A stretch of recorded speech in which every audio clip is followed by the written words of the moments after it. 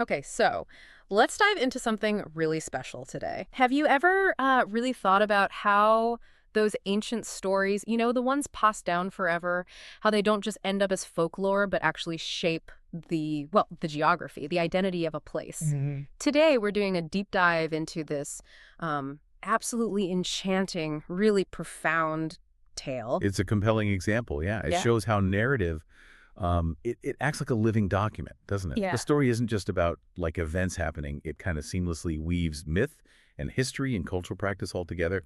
It really gives us this remarkable window into a specific community's, well, their whole worldview. A living document. I like that. That feels incredibly powerful.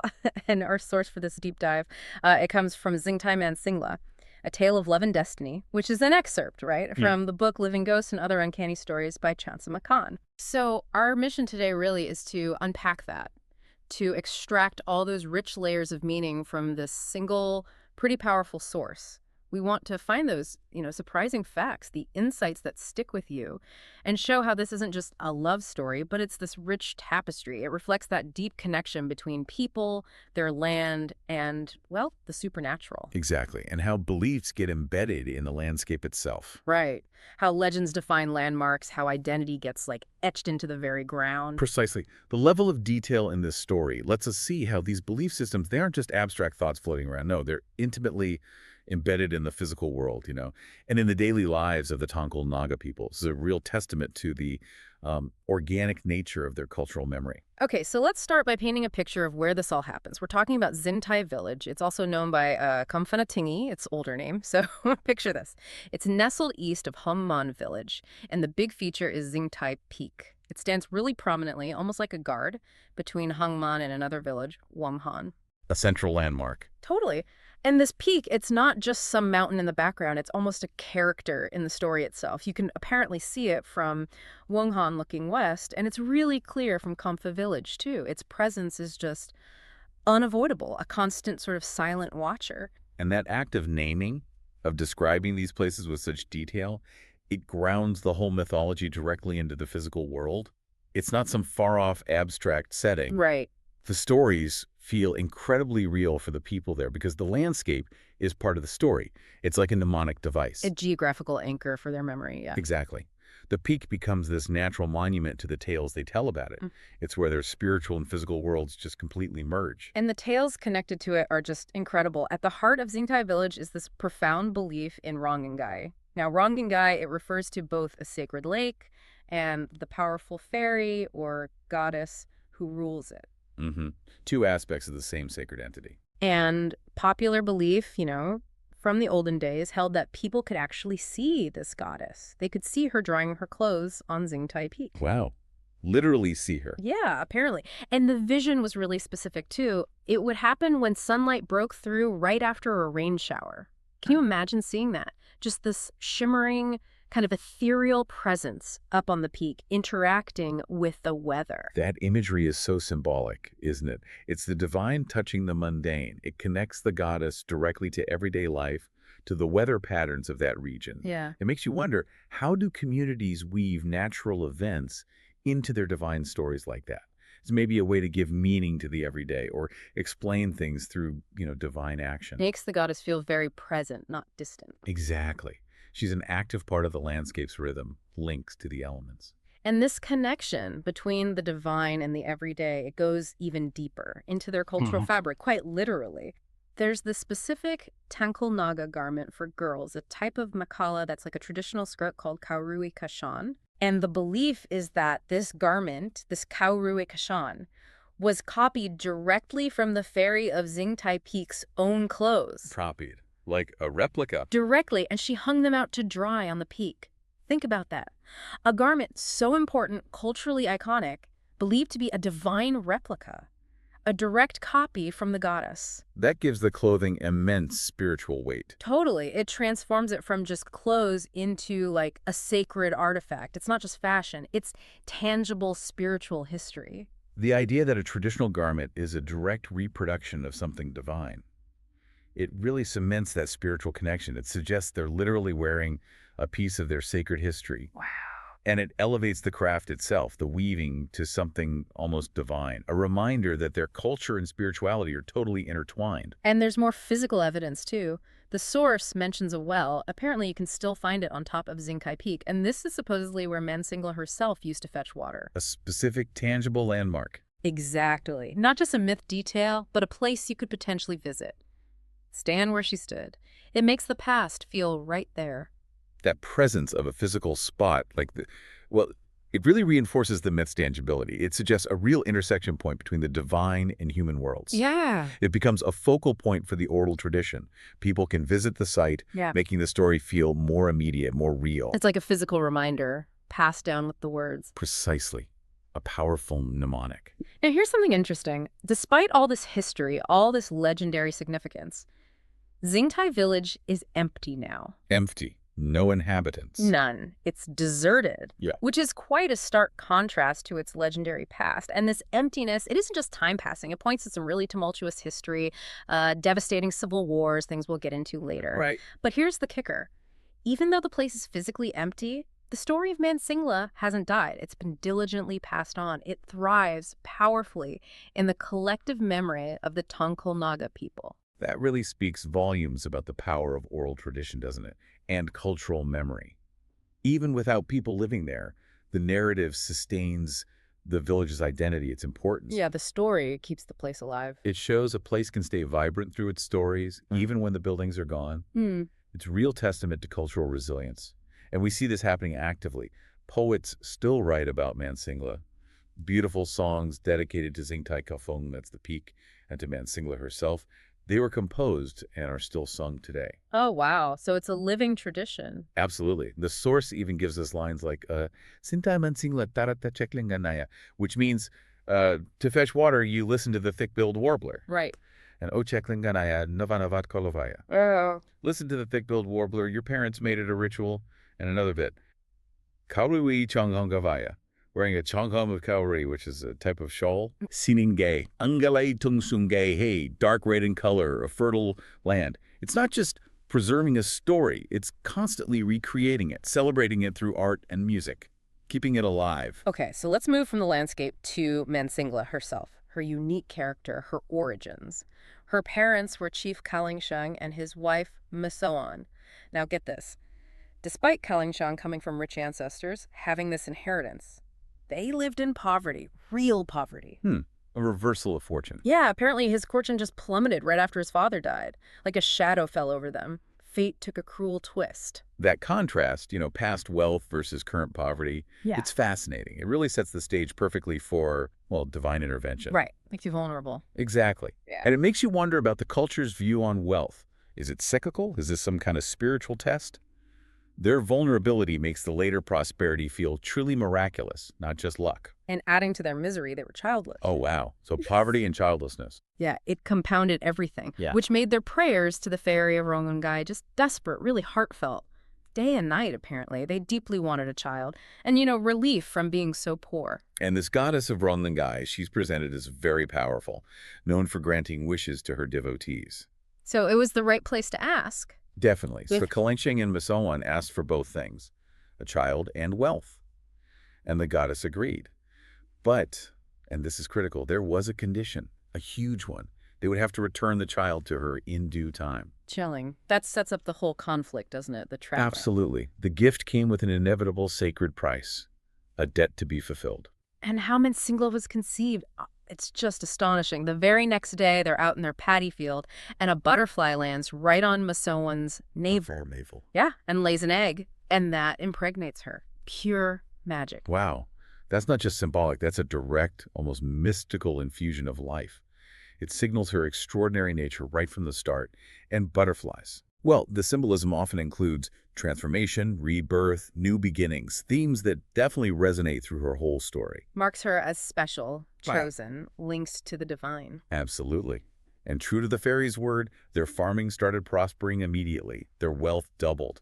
The link between the promise and material gain was direct, undeniable.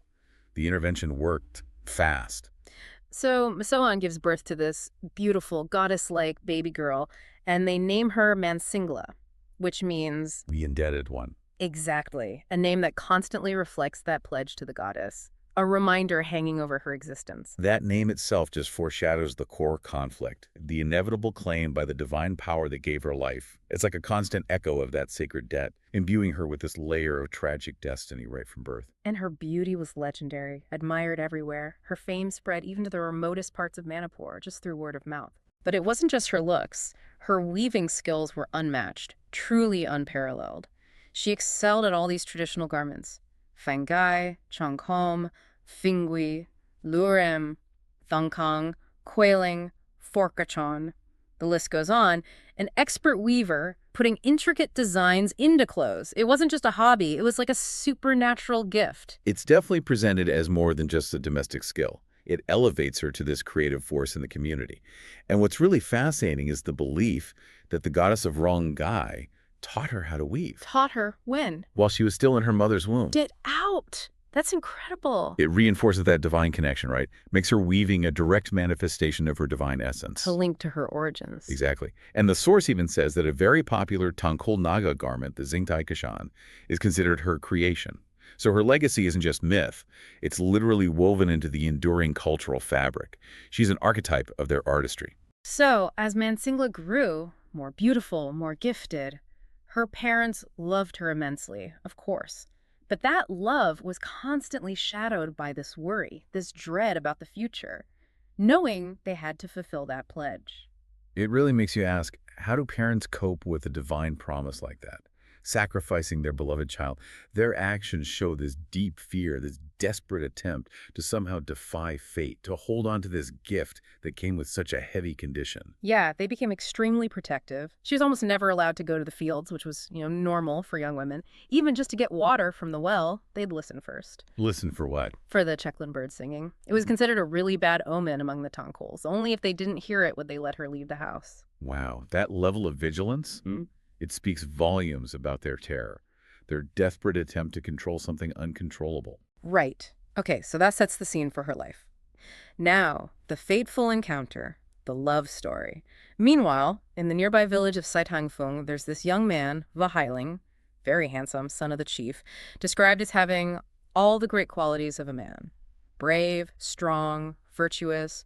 Sounds like the ideal hero figure. It sets up that classic narrative trope, doesn't it? Two exceptional people, destined to meet. But with that unique twist, given Mansingla's origins and the divine debt, Yeah. it establishes Vaheileng as someone equally remarkable. A fitting match for her divine beauty and skill. Makes their potential union feel significant. So his parents couldn't find a suitable match for him nearby. They told him to look further afield. Which tells you something about the importance of finding the right partner. Yeah. Comparable standing. Definitely. And after asking around, eventually whispers of Mansingla's matchless beauty in Zingtai reached him. It captivated him. He decided he just had to see her for himself, see if the rumors were true. The societal expectation there is interesting. Venturing out based purely on reputation to find the ideal match. It reflects those broader cultural norms. So Vaheileng decides to go. And he prepares carefully for this trip. Puts on his best malau, that's the loincloth, a neatly folded lurim shawl over his shoulder, combs his hair, sticks a flower in it. Nice detail. Yeah. A touch of romantic intent, maybe? Could be. Then he takes his spear, symbol of the journey, and sets off for Zingtai, clearly a significant quest for him. That detailed description of his clothing, his gear, it paints a vivid picture. A man on an important mission, following cultural norms of presentation. He's presenting his absolute best self, respecting the journey and the person he hopes to meet. So he arrives in Zingtai. Most people, including Mansingla's parents, are out in the fields. But near the village entrance, he sees this very large house, and there she is, Mansingla, inside weaving those beautiful, intricate designs. The moment. Yeah. The instant he saw her, he just fell in love. Completely. And crucially, she looks up, sees him, and feels the exact same way. That instant spark. Love at first sight. Totally. Immediate. Powerful. Like fate pulling them together. That mutual love at first sight is such a powerful device. It instantly establishes their connection, the emotional core, bypasses all the usual courtship stuff, signals their bond is deep, innate, Yeah. maybe even predestined, given her origins. Their first conversation is described as charming, a bit playful. Vahi breaks the ice, asks, "Won't you go to the field today?" She replies coyly, "No, Ame, I'll stay home and weave. Please come and have a seat." Ame. Yeah, seems like a term of address. She stops weaving, offers him a pomkong, a stool. He sticks his spear outside the kitchen, signifying he's staying a while, and they go inside to chat. Nice. And their attraction was just obvious from that first meeting, a silent understanding. That banter immediately sets up their chemistry, their mutual admiration. A subtle dance of courtship, unspoken understanding, immediate comfort. Then Vahe makes this bold move. He lays it all out, tells her, look, I don't have relatives here. I came all this way just to see you. I thought people were exaggerating about your beauty. Huh. But here you are, even more beautiful. For once, the gossip mongers were right. She blushes, of course, flattered. Naturally. Then he asks the direct question. Are you already taken? Has anyone been chosen for you? And her reply is just as open. She admits she'd been secretly wishing he'd visit.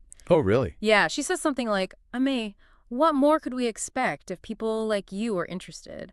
I was secretly wishing you'd come, and here you are. What more could I ask for? Wow. So the connection is deep, fast, not just physical attraction. Exactly. There's this clear, emotional, intellectual spark. They just clicked. Source says the couple realized that they were made for each other. Right. They spent the whole day together. She cooked lunch for him. This deep, instant connection makes what happens later even more poignant. Definitely. But Vahe may be realistically worried about her parents rejecting him. It's a big deal, marrying the chief's son. He asks her, Mansing, even if we like each other so much, what if your parents say no? And this is where Mansingla's brilliant plan comes in. Her clever strategy to get her parents okay. Ah, yes. This part is fascinating. It shows her intelligence, her agency. She's not passive. Not at all. She's actively navigating these complex cultural rules to get what she wants. It's strategic, almost subversive. So she lays out 2 steps. First step, dinner. When dinner's served, Vahe has to refuse to eat alone. He has to insist Mansingla eats with him from the same plate. Okay, a public display of intimacy. Exactly. Mansingla will pretend to say no, act all modest, but, and this is the trigger if her mother says, it's all right, Mansing, go on, eat with him. Which Mansingla clearly expects her to say. Right. Then Vahe must physically pull her hand, gently but firmly, to join him. That's clever. Yeah. It uses the mother's likely desire for a daughter's happiness. And the physical act, even playful, implies this connection that's hard to deny publicly afterwards, a public affirmation orchestrated by her. Second step, bedtime. When it's time to sleep, Vahe should say he doesn't know how to sleep alone. Seems innocent enough. And asks Mansingla to sleep with him. Okay, escalating things. Yeah. Again, Mansingla will pretend no, protesting. But if her mother gives the okay again, it's okay saying you can sleep with him. The crucial parental consent. Then Vahe must again pull her hand and lead her to bed. And she finishes explaining her plan by saying, in this way, our desires will be fulfilled. An elaborate, subtle way to guarantee their union is accepted. It's a masterful plan. It skillfully escalates the intimacy, solidifying their bond in a culturally acceptable, if unconventional way, shows her deep understanding of social dynamics, how to bend them, using expectations to her advantage. She's much more than just beautiful. She's a strategist. So the plan goes into action. Her parents come back from the fields. Mansingla tells Vahe to hide in the alcove until she calls him, building the suspense. Huh. Nice touch. Her father spots Vahe's spear near the kitchen door, asks who visited. Mansingla plays it cool. Who knows? Said he was from Seitangphung. Father tells her to call him in. Before he finishes speaking, she's gone, calling out happily, Ame, father wants you to come in. They come back in, both smiling. Phase 1 complete. That's a delightful scene. Shows her charm, her wit, subtly manipulating things to get her way. Playful intrigue. So Mansingla's father and Vahe start talking. Traditional pleasantries. The father's obviously impressed. Orders Mansingla to cook dinner, pick the best chicken, hospitality. She happily agrees. As they talk more, the father formally proposes marriage. Offers Mansingla to Vahe. The official moment. But Vahe, following the plan, doesn't just jump at it. He says he'll agree only if Mansingla is willing. Puts it back on her. Clever. Aligns with her plan. And the father, confident, promises he and his wife will convince her. So the formal parental consent is there, but Mansingla's earlier work ensures her yes will be genuine, from her own desire, not just obligation. Dinner time, core, the rice beer is served. Mansingla calls everyone. Vahe refuses to eat alone. Mansing, let us eat in one plate together. Mansingla acts reluctant. No, I don't want to eat with a stranger. Then cue the mother. It's all right, Mansing, you can eat with him. The prearranged permission. Mansingla then delivers her dramatic line. Avate Ava, is this how you treat your daughter? In front of a stranger? How can we eat together? Haha. Quite the performance. But Vahe knows the script, gently pulls her hand, and with a shy, knowing look, she joins him. Beautiful. The blend of pretense and real affection. The subtext is so much richer. The source says the pleasure of eating together made it seem like they were in another world, lost in that intimacy. That dinner scene is a masterclass in subtle manipulation. Shows her social intelligence. The mother's consent pushes the union forward, makes it acceptable. Social rituals performed while personal desires are fulfilled. And the bedtime scene follows the same pattern, perfectly orchestrated. After dinner, Vahe and the father talk more. Family, future plans, time for bed. Shang asks Mansingla to prepare a bed for Vahe. Full acceptance now. She goes, gets the best bedclothes from her box, makes it up carefully, comes back, says dutifully, Ame, your bed is ready. Vahe looks at her affectionately. I don't know how to sleep alone. Mansingla, let us sleep together. The second request. Mansingla feigns anger again. No, how can I sleep with a stranger? Mother steps in again. Mansing, it is all right. Say yes. Mansingla's dramatic flourish. Evade Ava. Is this the way you treat your daughter? But Vahe pulls her hand, takes her to bed. Shared understanding. And that second part solidifies their union in a culturally recognized way. Calculated move, meeting their desires under the guise of custom and approval.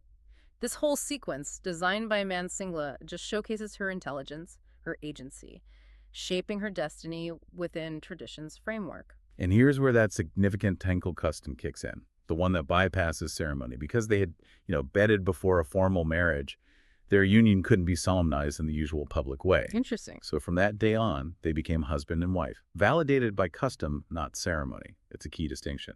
That's fascinating. A pragmatic, relationship-focused approach. It validates their union without needing a formal ritual, as long as the bedding happened with family knowledge or consent. Highlights a unique aspect of their norms.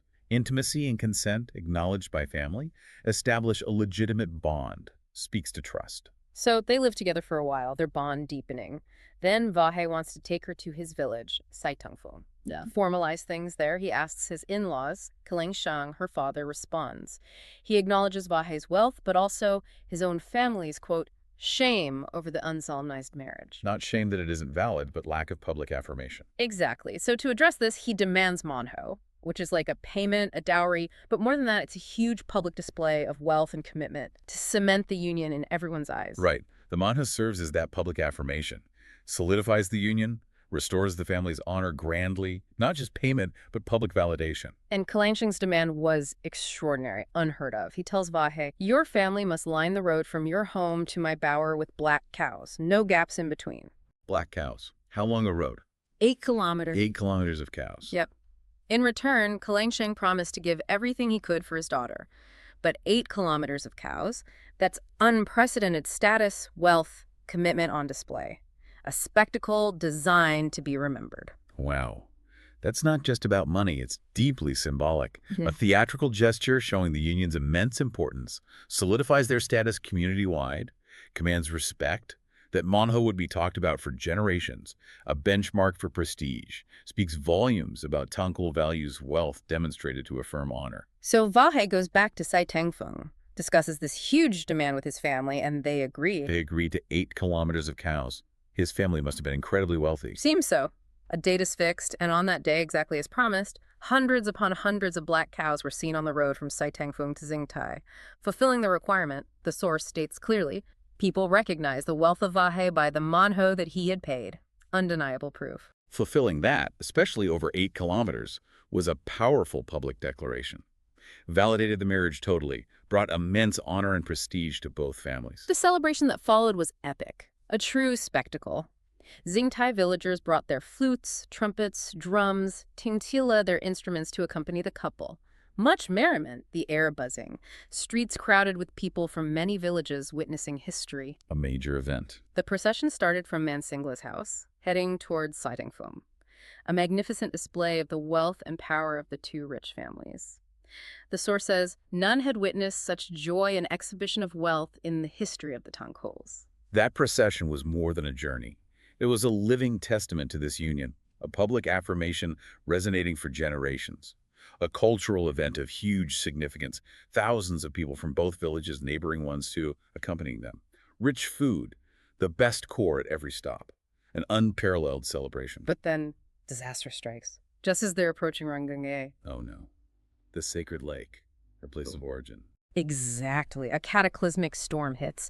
A huge storm, the likes of which they had never seen before, engulfed the entire procession. Imagine the chaos. Can't see through the dark, driving rain. Everyone running for their lives. Panic. That sudden extreme weather. It's often a narrative signal. Disruption of order or divine intervention. Given her origins, the divine debt. It strongly points to the latter, doesn't it?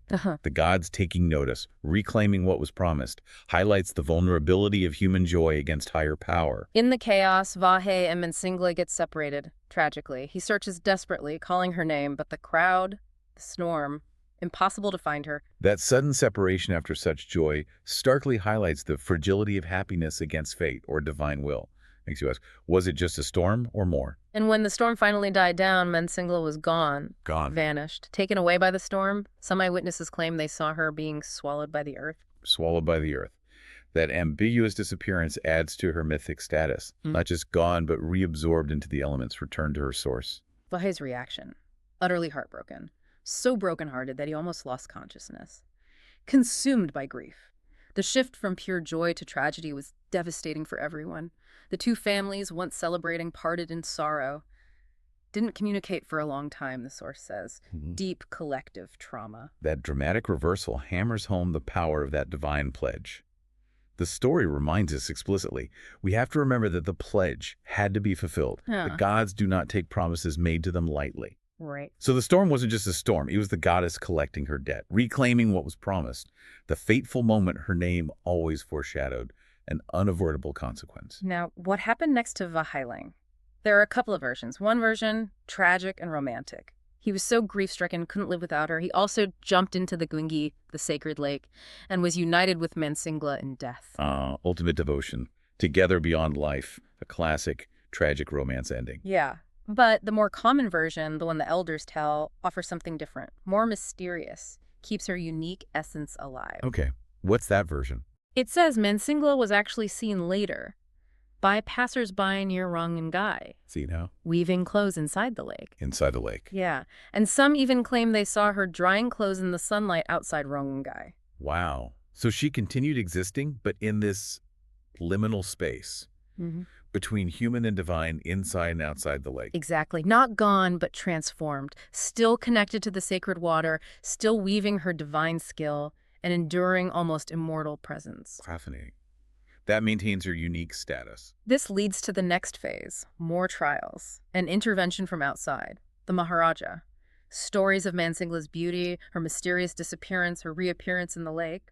They eventually reach the Maite Maharaja, Lai Shumsing, a ruler from another region. Shows how far her legend spread, right? Captivating even a powerful ruler far away. The allure of beauty, mystery, divine connection. His obsession was immediate. He sent soldiers to fetch her from Rangungai, bring her to his court. Uh-oh. Trying to interfere with the sacred. Yep.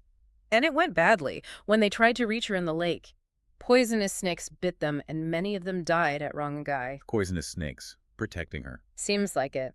The lake, or Mansingla herself, was under powerful, deadly protection, inaccessible to human force. That highlights the fierce, guardian aspect of the lake's power. Defending her. A warning.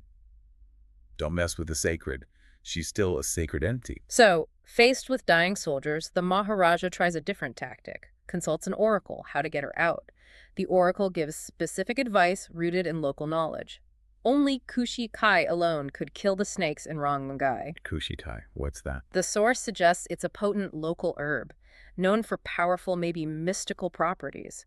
Grounding the magical solution in indigenous botany is telling, practical wisdom and spiritual belief working together. That's interesting. Using an indigenous solution for a supernatural problem shows the importance of local knowledge, traditional remedies. So they followed the advice. They build boats filled with kuchikai at the base, start removing water from the lake. Draining the lake. Yeah. As the water recedes, the snakes attack. But they use the kuchikai to cut them down, systematically killing all the poisonous snakes in Rangungai. A persistent effort against the lake's defenses. Killing all the snakes. That feels significant, like removing her protection. Exactly, and as we'll find out, it was crucial. So after many days of painstaking effort, Rangungai finally dried up, lakebed revealed, but still no sign of Mansingla? They're about to give up. Then they find something totally unexpected. Wow. A door locked by a crab at the bottom of the drained lake. A door locked by a crab. Seriously. Seriously. This sudden reveal of a hidden realm suggests her existence was in this secret protected place. Adds another layer of magic. The crab as guardian of threshold. Amazing. So they Kill the crab, unlock the door, and get this event is supposedly the origin of the Meitei word for lock. No way. Yeah, even to this day, the Meitei people call lock vaiku, which means crab. That's incredible. A common word rooted in this specific myth. That's a deep cultural imprint. Shows how the narrative influenced their actual language. Totally. A constant subconscious reminder. So they open the door, and there she is, Mansingla, seated serenely on a bed, as if waiting. Not gone at all. Nope. And they find dozens of Tongkul shawls and makalas in her bedroom, still weaving even down there. Her divine gift persisted. Wow.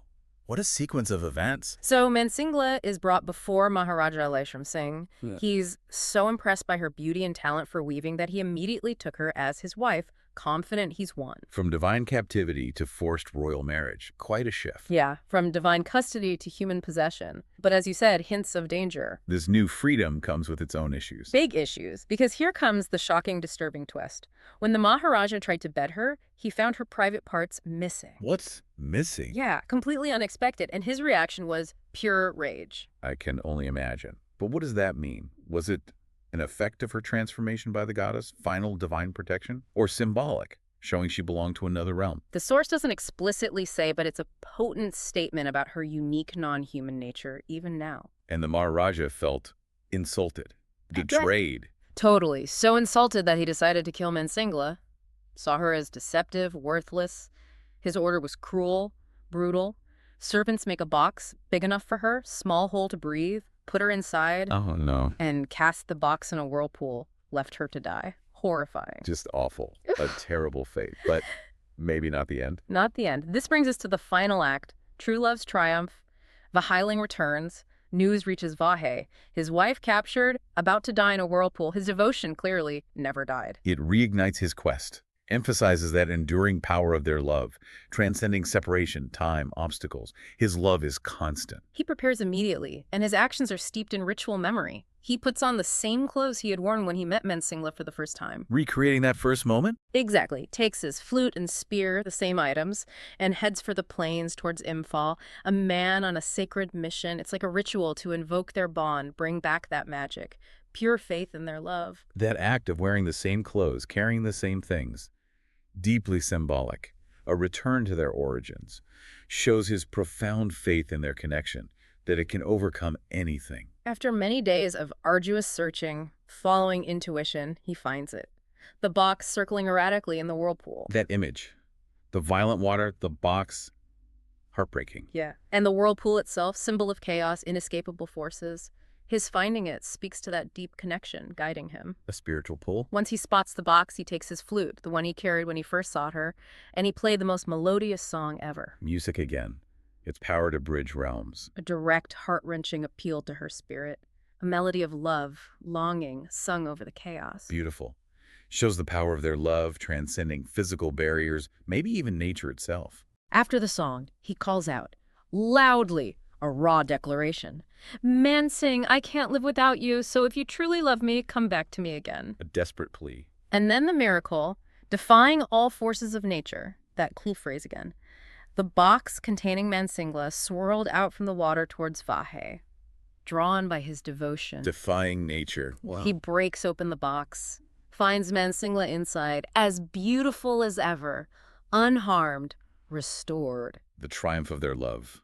Over divine decree, over environmental peril, human emotion overcoming insurmountable obstacles, even gods in malice. A universal truth. And there's that crucial consequence, the ironic twist. The goddess of Rangangai held no power over her anymore. With the death of the poisonous snake, she'd been rendered powerless. Ah, the snakes were the source of her power. Killing them broke the link. Exactly.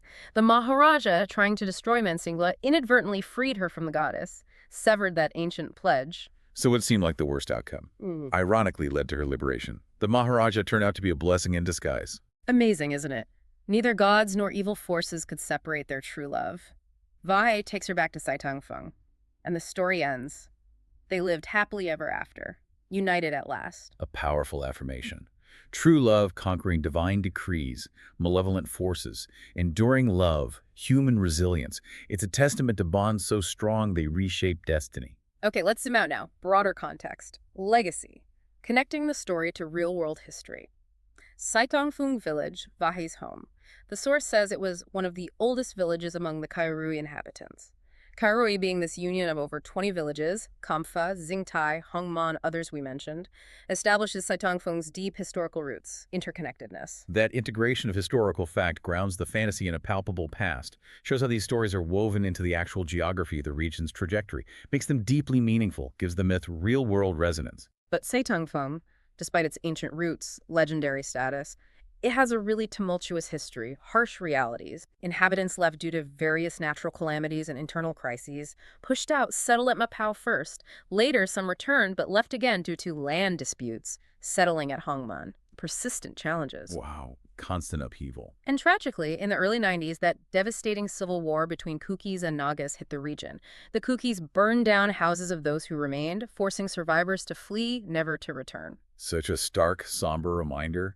Even ancient storied places are susceptible to modern conflict, loss. The contrast between the legendary past Vaheileng and Mansingla and its current deserted state, it's a poignant reflection on history's brutal impact. You can still see the deserted village today above Hongman, a ghostly testament to both myth and tragic history. The emptiness is a powerful symbol of displacement. The scars of conflict gives the stories a deeper weight. But in contrast, Hongman Village, it survived. It's resilient, still exists today in the center of Kaurui. Its history is dramatic, too. Originally mountaintop, burnt down completely in World War II. World War II reached there. Yeah, a local casualty of global conflict. Inhabitants fled to Yungram Village, returned years later, 1949-1950, relocated to the lower plains, adapted, described as not big, but a close-knit one, a community that preserved its identity despite adversity. That resilience is incredible, speaks to the human spirit, determination to rebuild, endure, and the fact that a famous Tongkol Naga leader, Moran Suisa, is buried there, his grave still maintained, emphasizes that connection to past, heroes, cultural memory, holding on to identity despite everything. And one last historical layer, really powerful. Many Japanese soldiers died in these mountain ranges, especially around Zingtai Mansingla during WWII. Zingtai Peak again. The same mythical landscape. Exactly. Connects the ancient setting directly to a pivotal moment in global history. Adds a somber human element. That brings such weight. The same sacred landscape holding divine tales also saw immense human suffering, brutal realities of war. The source mentions the late 80s when hundreds of Japanese came here to look for the bones of their dead warriors. A poignant pilgrimage. Oh, wow. And the memory. Neighboring villagers still remember how they were crying while exhuming hundreds of skulls of their comrades and families. That image is incredibly powerful. The human cost of war. The enduring need to find and honor ancestors decades later. On a landscape already steeped in myth, shared human experiences embedded there. So when we bring it all together, what does it all mean? The story of Zingtai Mansingla, it's not just a captivating tale, it's a living document of a people's history, their beliefs, struggles, their spirit, shows how myth and history aren't separate. They're intertwined, constantly shaping identity, memory, the land itself. If we connect that to the bigger picture, it really underscores how deeply woven these elements are, forming the very fabric of cultural identity, collective memory for the Tongkol Nagas. It reminds us stories, places, people. They're all part of this ongoing tapestry.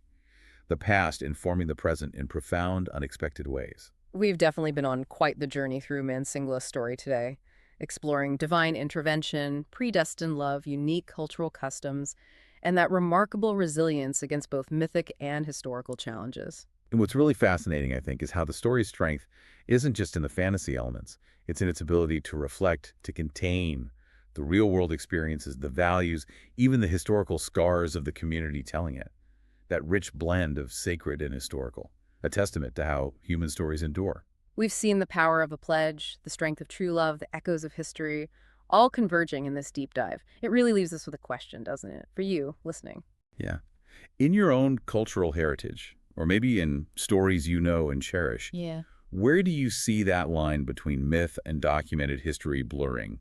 And maybe more importantly, what does that blurring tell you about the enduring power of narrative, its capacity to shape identity, understanding, for generations to come. Something to think about. We definitely encourage you to reflect on the layers here. Maybe seek out more about the Tongkol Naga culture or other similar legends from around the world that blend magic and reality so beautifully. Thank you so much for joining us on this deep dive. Yeah, thanks everyone. We'll see you next time.